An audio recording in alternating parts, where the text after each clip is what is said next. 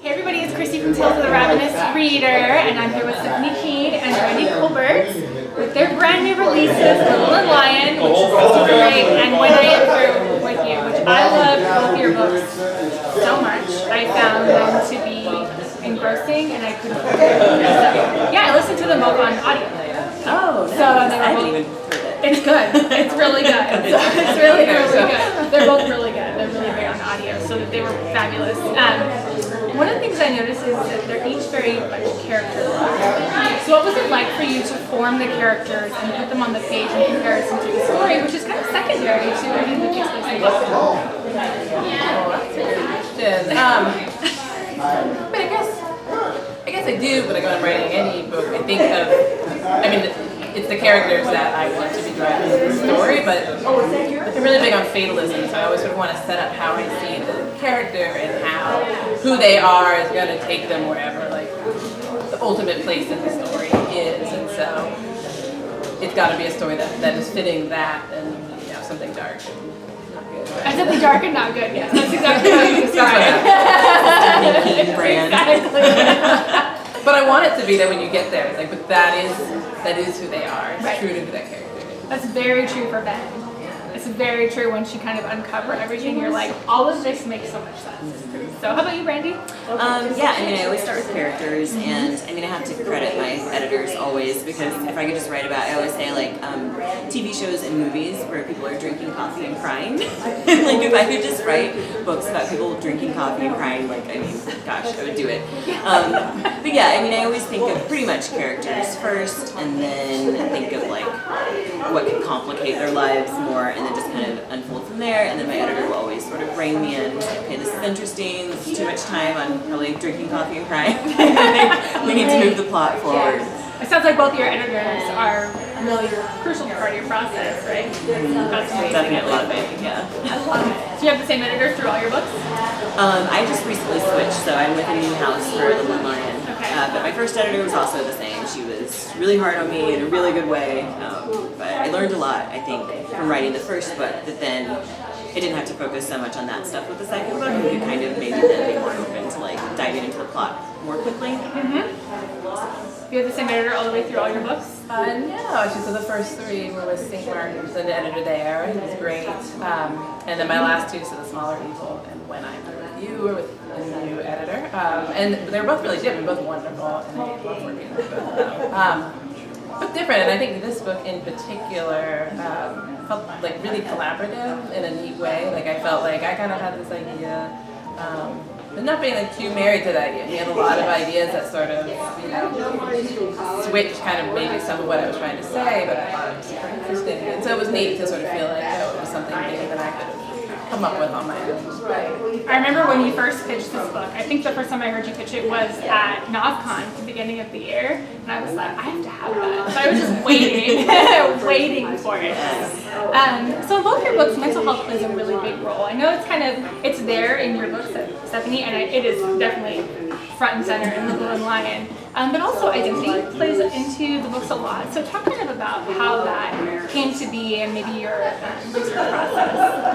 I kind of know what yours might be, but I'm interested in hearing how your brain kind of went through this. Yeah, so my research for that, the character of Ben, I guess, a bunch of characters. Yeah, I think I was very much wanting to sort of explore, first sort of this toxic mother-son relationship. And sort of what happens where you've grown up believing that what love is something that maybe isn't healthy for you, but yet it's something you want and you need. And so he's this character that's sort of terrified of being abandoned, and to him, being loved by the women in his life, that's what proves his value. So if he loses them, it means he's worthless, and yet, trying to put him in a position where he has not only loses them, but he has to be the one to make them go. That sort of being his tragedy, right? And so, I think I did a lot of research on mother's relationships and mother's personality disorder or certain types of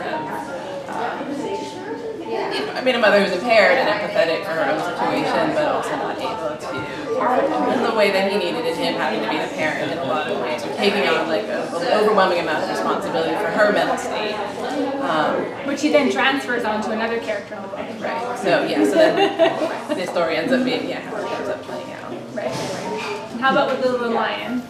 Yeah, so again, I started with the characters, and I wanted to sort of explore a brother and sister relationship where they were really close, because I have 4 brothers, but I'm not close to any of them, just because we're so far apart in age.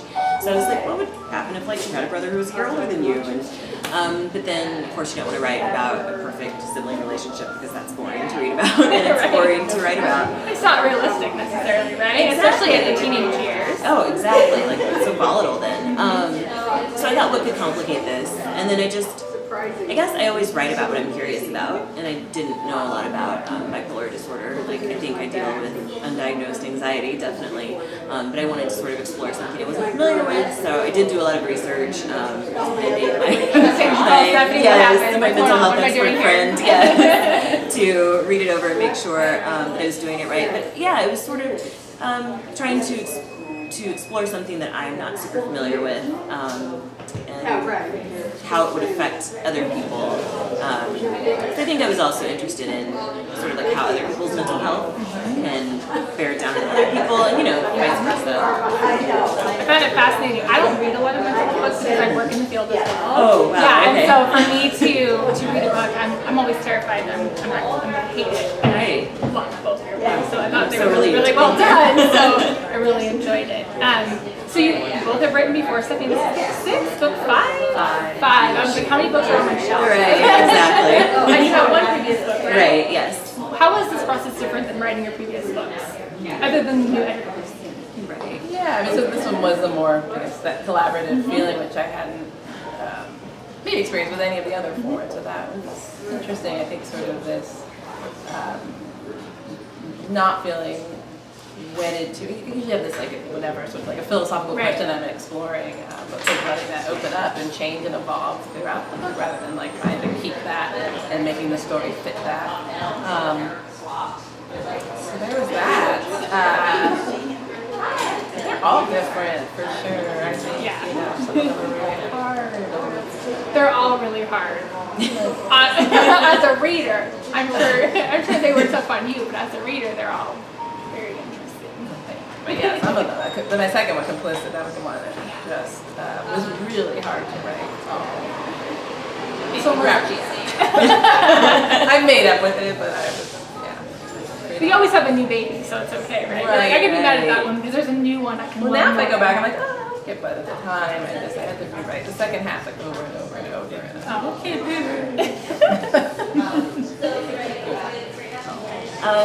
Well, my first one was really difficult because that was the first book I had written, and I didn't really, I had written a book, but I didn't really know how to write a book. So I rewrote that one about 2 full rewrites. I know, and then, with the line edits and all that, it was probably like 3 rewrites. Right. So I feel like I really learned a lot with that, but Little and Lion, your second book is generally harder, and it was very hard for me. I wrote that on proposal, so I only had 50 pages when it sold, which was, great, but then it's like, oh no, you have to follow through. Yeah, I want a deadline to finish this book. So that was the first time I had really sort of worked like that. So it was that challenge, but also just being really worried about stepping outside of my lane on everything except for the main character being a black girl. I'm not a part of the LGBT community. I very much support it, but so I was worried about that and worried about the mental health aspect, especially since I didn't even know anyone closely with bipolar disorder. So it's just sort of trying to tamp down those doubts and then also put out a good book that's not didactic and. I think you did it. Myself. Thank you. I think you did it. Yes. I mean, I too, like I said, I work in the field, but I don't know somebody very close to that. I feel like everybody has a very positive things to say about them. I'm so glad. I tried really hard. I read a lot of memoirs of people with bipolar disorder and just tried to learn as much as I could. Try to do it justice. So, yeah. Awesome. All right. So, thank you guys for being here. And if you haven't checked out Little and Lion and When I Am Through With You, highly recommend both of them. I recommend them on audio because the audio is phenomenal. You can read them both in a week in that way very easily. So have a great day. Thank you guys. Thank you. Bye.